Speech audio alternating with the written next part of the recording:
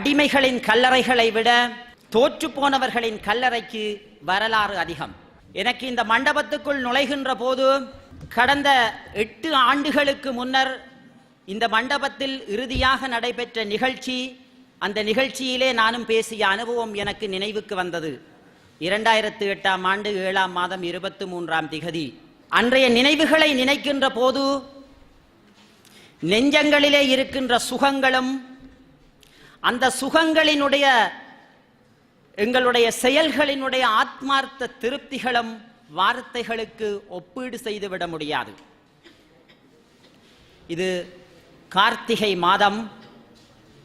விடுதலை என்கின்ற நோக்கோடு தங்கள் உயிர்களை தியாகம் செய்த அந்த வீர மறவர்களினுடைய நாட்கள் நெருங்குகின்ற காலகட்டத்தில் இந்த விடுதலையினுடைய போக்கை இறுதி வரை தளமாக கொண்டு தன் செயற்கரிய காரியங்களை நிகழ்த்திய இந்த மண்ணிலே இவ்வாறான ஒரு விழா இந்த காலத்தில் நடப்பதும் இரட்டிப்பு நெகிழ்ச்சியான நினைவுகளுக்குரியது. என்ன செய்வது? சத்தியத்துக்கு ஒருபோதும் சரிவு வருவதில்லை, சற்று சலனம்தான் ஏற்படும்.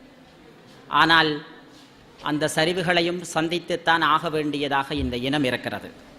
ஆகவே நான் இந்த விழாவிலே அதிகம் பேச மாட்டேன். எனக்கு வளமையான பேசுகின்ற அளவுக்கு உடல்நிலையும் சற்று சீரில்லை. நான் மிகச் சுருக்கமாக முடித்துக் கொள்கிறேன். ஐயா விமர்சனத்துக்கு வந்தவர் மிகவும் அற்புதமாக அவர் விமர்சனத்தை தாண்டி கவியரங்க மொழியிலே பல கவிதைகள் சொன்னார். ஆகவே நான் இதில் அதிகம் பேச மாட்டேன். இலக்கியம் என்கின்ற ஒன்று ஒரு மனிதனை ஆழமாக தன்னுடைய ஆத்மார்த்த ரீதியான உணர்வுகளில் இருக்கின்ற உள்ளத்து எண்ணத்து ரணங்களினுடைய வலிகளையும் கனவுகளையும் கற்பனைகளையும் ஓசைகளையும் தான் நினைக்கின்றவற்றையுமே நினைக்கின்றவாறு நினைக்கின்ற மொழியிலே சொல்கின்றதுதான் அந்த இலக்கியத்தினுடைய உண்மையான எழுச்சியும் வீழ்ச்சியும் ருசியும் மகிமையும் கூட. ஆனால் இந்த இலக்கிய கர்த்தாக்கள் நினைக்கின்ற எண்ணங்களை எல்லாம் நினைக்கின்றவாறு எழுதக்கூடிய சூழ்நிலையிலே இந்த நாட்டினுடைய நிலையியல் கோட்பாடும் இருக்கின்றதா என்கின்ற கேள்வியும் உண்டு. சிறையிலே வாடுகின்றவர்கள், சிறையிலே தனிமையிலே இருக்கின்றவர்கள் இலக்கியம் என்கின்ற ஒன்றை தவிர எழுதுவது, வாசிப்பது, யோசிப்பது என்கின்ற நிலைப்பாட்டை தவிர அவர்களுக்கு வேறொன்றும் இருப்பதற்கு அங்கு இடமில்லை என்கின்ற நிலைப்பாட்டில் வேறு வழியில்லாமல் எழுத வேண்டிய சூழ்நிலையிலும் வேறு வழியில்லாமல் எழுத்தாளர்களாக மிளிரக்கூடிய நிலைப்பாடுகளையும் உலகளாவிய ரீதியிலே நாங்கள் காணக்கூடிய நிலைப்பாடு உள்ளது. அந்த வகையில் திரு சதீஷ் அவர்களும் இணைந்து கொண்டது பெருமைக்குரிய விஷயம்தான். ஆனால் இன்றைக்கு இந்த இலக்கியம் சார்ந்த ஊடகங்களினுடைய நிலைப்பாட்டினுடைய நிலைமை வெகு சாதாரணமான நிலைமைக்கு வந்துவிட்டது. தமிழ் ஆசிரியர்கள் மத்தியிலும் சரி அல்லது அலுவலகங்களிலும் மத்தியிலும் சரி தமிழை காணக்கூடிய நிலைப்பாடு மிக குறைவாக காணப்படுகிறது. எழுதுகின்ற கடிதங்களிலே எழுவாய் பயனிலை செயல்படுபொருளை காண முடியாத நிலை காணப்படுகிறது. குறிப்பாக வலிய கல்வி அலுவலகங்களிலிருந்து வருகின்ற கடிதங்களில் கூட இந்த துர்ப்பாக்கியமான நிலைமை தொடர்கிறது. இதை யாரிடம் போய் சொல்வது? எல்லோரும் தமிழில் படிக்கிறார்கள். ஆனால் ஒரு கடிதத்தை கூட ஒழுங்கு முறையாக நெறிமுறை சார்ந்து எழுதக்கூடிய சூழ்நிலை இல்லை. கவிதைகளுக்கு வந்த மிக மோசமான ஒரு சூழ்நிலை அல்லது மிக மோசமான சரிவு இந்த புதுக்கவிதை என்கின்ற நிலைப்பாடு. இந்த புதுக்கவிதை வந்ததுக்கு பின்னர் இங்கு மரபுக்கு இடமில்லாமல் போய்விட்டது. ஆகவே இந்த மரபு இல்லாமல் போய்விட்ட அடிப்படையிலே எது எழுதினாலும் கவிதை. இப்பொழுது கவிதை என்றால் அது எது கவிதை என்று எனக்கு தெரியவில்லை. நானும் ஒரு எழுத்தாளர் தான், எனக்கு எது கவிதை என்று தெரியவில்லை இன்றைய புதுக்கவிதையினுடைய வரவை. ஆகவே இந்த நிலைப்பாடு, இந்த இலக்கியம் என்கின்ற அடிப்படை கோட்பாட்டினுடைய இன்றைய நிலை என்ன? எதை எழுதினாலும் கவிதை என்கின்ற கோட்பாட்டில் நாங்கள் மரபுசார் நெறிமுறைகளை எல்லாம் நாங்கள் விட்டு வந்துவிட்டோம். அங்கு எதுகை இருக்காது, மோனை இருக்காது, சந்தம் இருக்காது, ஈச்செதுகை இருக்காது. இவைகளை எல்லாம் இப்பொழுது காண்கின்ற நிலைப்பாட்டில் மிக அரிதான சூழ்நிலைக்குள் வந்துவிட்டோம். ஆனாலும் கூட ஆத்மார்த்த உணர்வுகளுக்கு இலக்கியம் இதயத்தை வருடக்கூடியது, இதயத்துக்கு இதத்தை தரக்கூடியது. அந்த உணர்வுகள் மெய்சிலிர்ப்பானவை. இப்பொழுது வாசகர்கள் மிக குறைவு. பெரிய நூல்களை எழுதுவதற்கும் இப்பொழுது யாரும் தயாரில்லை. அந்த நூல்களை கண்டால் வாசிப்பதற்கும் தயாரில்லை. இந்த நிலைமை வந்துவிட்டது. இது மென்சக்தி உலகினுடைய அல்லது மென்சக்தியினுடைய வளர்ச்சியினுடைய ஒரு கோட்பாடும் இந்த வாசிப்பு தளத்தை மழுங்கடிக்கின்ற ஒரு நிலைப்பாடாகத்தான் இருந்திருக்கிறதோ என்கின்ற ஐயமும் எனக்கு உண்டு. இது இலக்கியத்தினுடைய பார்வை. இன்னும் ஒரு பகுதி அரசியல் பகுதி. நான் இலக்கியத்தில் ஒரு நாளும் அரசியல் பேசுவது இல்லை. ஏனெனில் நான் தொடங்கிய மன்னார் தமிழ்ச்சங்கத்தில் இருந்து நான் முதலாக விலத்தினான் அரசியல் கட்சிக்கு போனவுடன் ஆனால் இது ஒரு அரசியல் சார்ந்த அல்லது ஒரு போராட்ட விடுதலை சார்ந்த நோக்கோடு அவர் சிறையிலே இருந்து வந்து அரசியல் சார்ந்த நிலைப்பாடோடு இந்த நூல் வெளிவந்ததன் காரணத்தினால் இங்கு அரசியல் பேசுவதற்கு உரிமை உண்டு. நான் நூலாசிரியருக்கும் கூறிவிட்டேன், வெளியீட்டுக்கு என்னை அழைத்தவர்களுக்கும் கூறிவிட்டேன், நான் 2 பாகங்களாகத்தான் பேசுவேன் என்று. எனக்கு கிடைத்த செய்திகள், எனக்கு கிடைத்த தகவல்களின் பிரகாரம் இன்றைக்கு சிறைகளிலே 153 பேர் இருப்பதாக கேள்வி. அது சரியான தகவல் ஒருவரிடமும் இல்லை. விடுதலைக்காக போராடுகின்ற போராட்ட அமைப்புகளிடமும் பெற்றுக்கொள்ள முடியவில்லை, விடுதலை பெற்றுக் கொடுக்கிறோம் என்கின்ற அரசியல் கட்சிகளிடமும் பெற முடியவில்லை. நான் பலமுறை முயற்சித்தேன், சரியாக கிடைக்கவில்லை. எனக்கு தெரியவில்லை, எனக்கு தெரிந்த தகவலை சொல்கிறேன். மெகசின் சிறைச்சாலையிலே 90 கைதிகள் இருக்கிறார்கள். அதில் தடுத்து வைத்திருப்பவர்கள் 52 பேர், தண்டனை வழங்கப்பட்டவர்கள் 24 பேர், மேன்முறையீட்டு வழக்கு நடப்பவர்கள் 7 பேர், ஆயுள் தண்டனை பெற்றவர்கள் 2. வெலிக்கடையிலே ஒருவர் தடுத்து வைக்கப்பட்டிருக்கிறார். டிஆர்பி என்கின்ற தடுப்பு முகாமிலே 3 தடுத்து வைக்கப்பட்டிருக்கிறார். நீர்கொழும்பிலே 3 தடுத்து வைக்கப்பட்டிருக்கிறார். இருவருக்கு தண்டனை வழங்கப்பட்டுள்ளது. அனுராதபுரத்திலே 19 பேர் தடுத்து வைக்கப்பட்டிருக்கின்றனர். 2 தண்டனை வழங்கப்பட்டுள்ளது. மொனராகலையிலே 2 தடுத்து வைக்கப்பட்டிருக்கிறார். 2 ஆயுள் தண்டனை கைதியாக இருக்கிறார். மட்டக்களப்பிலே ஒருவர் தடுத்து வைக்கப்பட்டிருக்கிறார். இன்னொருவர் தண்டனை கைதியாக இருக்கிறார். யாழ்ப்பாணத்திலே 6 தண்டனை கைதிகள் இருக்கின்றன. கண்டியிலே 9 தடுப்பில் உள்ளவர்கள் இருக்கிறார்கள். 4 தண்டனை கைதிகள் இருக்கிறார்கள். ஒரு மேன்முறையீட்டாளர் இருக்கிறார். வெலிக்கடையிலே பெண்கள் பிரிவிலே 6 பெண்கள் இருக்கிறார்கள். இதில் ஒரு சிங்கள பெண் உட்பட 7 சிங்களர்களும் இந்த ஜெயில்களிலே இருப்பதாக எனக்கு கிடைத்த தகவல். இது உண்மையோ பொய்யோ, இது எவ்வளவு தூரம் சரியென்று எனக்கு தெரியவில்லை. எங்களிடத்திலே தகவல்கள் சேகரிப்பது என்பது மிக குறைவான ஒரு காரியம். தகவல்கள் இல்லை, வெறுமனே கோஷங்களுக்கு அப்பால் லட்சியம் இல்லாத போராட்டம் அல்லது கோஷங்களுக்கு அப்பால் உண்மைகளை கண்டுபிடிக்க முடியாத நிலைப்பாடு, இவற்றில் தான் வெற்று கோஷங்களாக நாங்கள் போய்கொண்டிருக்கிற சூழ்நிலை இருக்கிறது. இந்த அரசியல் கைதிகளினுடைய நிலைப்பாட்டை பற்றி ஒரு சரியான தளத்திலே போகின்ற நிலைப்பாடு இந்த 7 ஆண்டுகளில் எவ்வாறான முன்னகர்கள் மேற்கொள்ளப்பட்டிருக்கிறது என்கின்ற கேள்வி அது எழுமாக இருந்தால் அங்கு ஆரோக்கியமான ஒரு பதில் கிடைக்கக்கூடிய சூழ்நிலை இல்லை. ஏனெனில் அவர்கள் இந்த நாட்டினுடைய விடுதலைக்காக தங்கள் இன்னுயிர்களை அர்ப்பணிக்கின்ற ஒரு சூழ்நிலையிலே வெடிமருந்துகளை கட்டிக்கொண்டும் அல்லது எதிரியினுடைய அந்த பகுதிகளுக்குள்ளே தாக்குதல் நடத்த வேண்டும், இந்த இனம் விடுதலையும் சுதந்திரத்தையும் அடைந்து இருக்க வேண்டும் என்கின்ற ஒரு நோக்கோடு தங்கள் உயிரை மதிக்காமல் போயினவர்கள் சிறைகளிலே மாட்டிக்கொண்டவர்கள். அவர்களுக்கு நாங்கள் இந்த தமிழ் தேசியம் பேசிய நிலையில் இருந்து கொண்டு செய்தவை என்ன? செய்யக்கூடிய ஆரோக்கியமான சூழ்நிலை காரணங்களை ஏதாவது ஏற்படுத்தக்கூடிய நிலைப்பாட்டினுடைய வழிவகைகளை வகுத்தோமா? இந்த நிலைப்பாட்டான கேள்விகள் எல்லாம் தொக்கு நிற்கின்றன. நாங்கள் செய்தவை என்ன?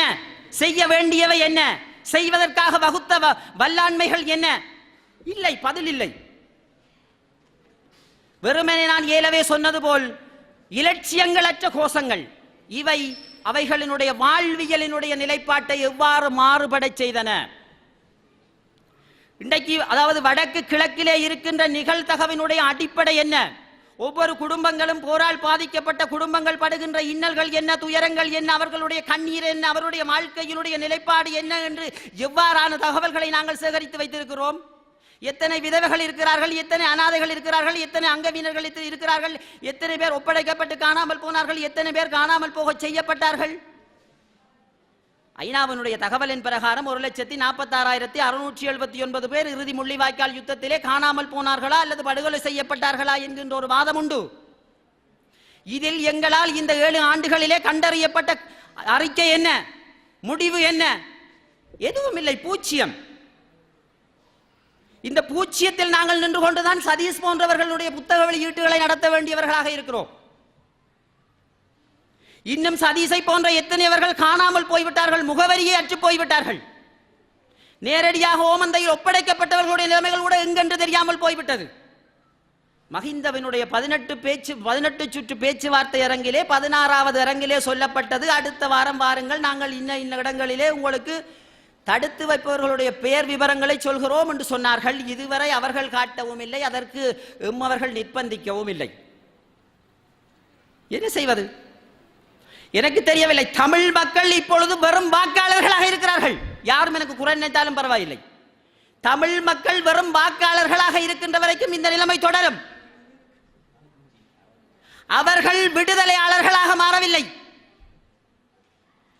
அரசியல் விடுதலை, விடுதலை அரசியல். இந்த வாக்காளர்களாக இருக்கின்ற காரணத்தினால் தான் ஒவ்வொரு தேர்தல்களும் வாக்களித்து விட்டு வீட்டுக்கு சென்று விடுகிறோம். ஏனெனில் 70களுக்கு பிற்படுத்தப்பட்ட இந்த அரசியல் நிலைப்பாட்டில் விடுதலை என்கின்ற ஒன்றை மட்டும் தமிழ் மக்கள் ஏற்றுக்கொண்டதன் அடிப்படையில் அவர்கள் அரசியல் மயப்படுத்தப்பட்ட போக்கில் வரவில்லை. மன்னிக்கவும், மக்கள் மயப்படுத்தப்பட்ட போக்கில் வரவில்லை. அவர்கள் வெறும் அரசியல் மயப்படுத்தப்பட்ட போக்கிலே இருக்கிறார்கள்.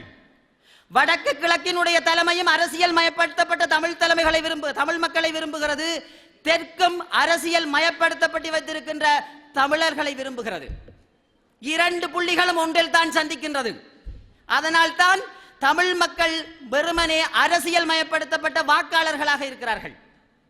இவர்கள் என்றைக்கு மக்கள் மயப்படுத்தப்பட்டவர்களாக மாறுவார்களோ அன்றைக்கு இவர்களுடைய விடுதலை என்கின்ற தாகம் வரும். விடுதலை புலிகள் பல்வேறு விதமான கட்டமைப்புகளை அடிப்படையில் வைத்திருந்தார்கள். அதுதான் விடுதலை. மக்கள் அங்கு ஒத்துழைத்தார்கள். எல்லோரும் பின்னால் போனார்கள். நாங்கள் கூப்பிடுகின்ற சச்சத்தில் இருந்து மன்னாரில் இருந்து முள்ளிவாய்க்கால் ஏன் வந்தோம்?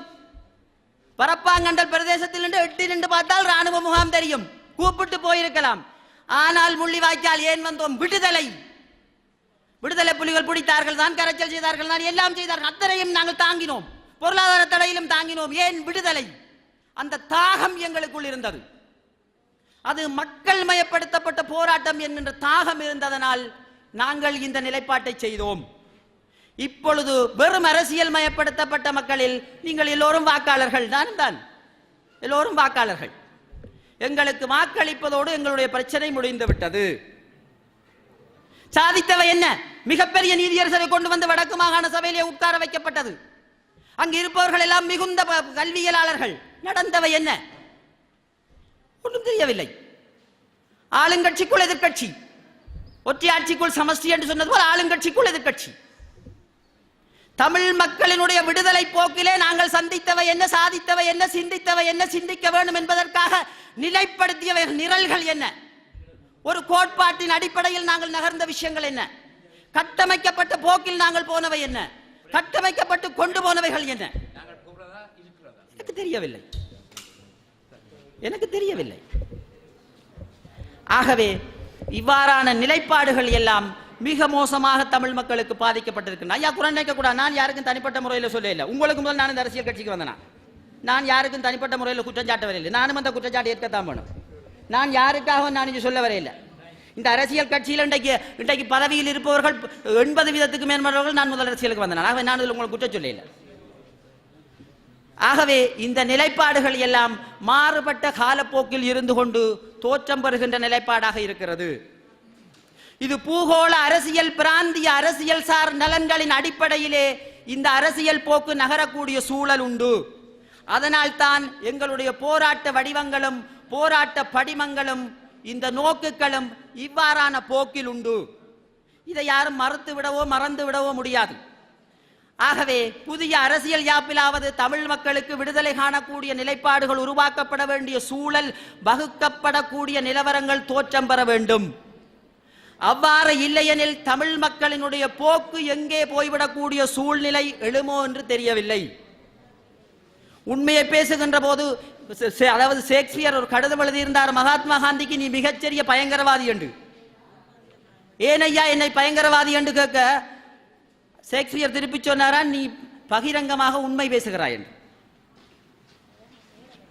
எனக்கு தெரியவில்லை. நாங்கள் எங்களுக்குள் பேசிக்கொள்ள வேண்டிய தேவை இருக்கிறது. நாங்கள் உண்மைகளை பகிர்ந்து கொள்ள வேண்டிய தேவை இருக்கிறது. ஆகவே அதனை நாங்கள் மறுத்து விடவோ மறந்து விடவோ முடியாது. ஆகவே இந்த நிலைப்பாடுகளில் இருந்து கொண்டு நாங்கள் தெரிந்து கொண்டு தெளிந்து கொண்டு இவர்களினுடைய விடுதலைக்காக, இவர்களினுடைய அர்ப்பணிப்பின் மேல் காரணத்தினால் தான் அவர்கள் சிறைகளிலே வாடிக்கொண்டிருப்பதற்காக ஆக்கபூர்வமாக நாங்கள் செயலாற்றி அவர்களை வெளியில் கொண்டு வருவதற்கு எல்லோரும் ஒத்துழைத்து பங்காற்றி அவர்களுடைய சந்தோஷமான வாழ்க்கைக்கும் சுபிட்சமான எதிர்காலத்துக்கும் வழிகோலுவதற்கு வழிவகுக்க வேண்டும். அவ்வாறான நிலையை ஏற்படுத்துகிறதுக்கு பொறுப்புடையவர்கள் பொறுப்போடும் விருப்போடும் அக்கறையோடும் செயலாற்ற வேண்டும். யாரும் குரல் நினைக்கக்கூடாது. நான் என்னுடைய கருத்தையும் உண்மையையும் தான் சொன்னேன். யாரும் தயவு செய்து குரல் நினைப்பதற்கு எந்த கடமும் இல்லை. நீங்கள் இதற்கு பின்னால் என்ன பேசினாலும் எனக்கு எந்த பிரச்சனையும் இல்லை. நான் சொல்ல வேண்டியதை தான் சொன்னேன். ஆகவே உங்கள் எல்லோருக்கும் நன்றி தெரிவித்துக் கொள்கின்றேன். நன்றியும் வாழ்த்துக்களும் வணக்கங்களும்.